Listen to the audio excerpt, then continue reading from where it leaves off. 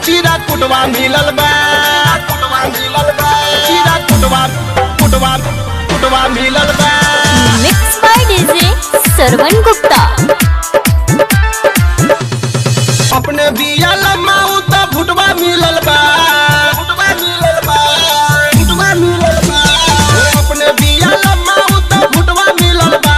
देखो पुजवा के भातार चीरा कुटवा मिलल बा, देखो पुजवा के भातार चीरा कुटवा मिलल बा। अपने बिया लम्माऊ त भुटवा मिलल बा, अपने बिया लम्माऊ त भुटवा मिलल बा।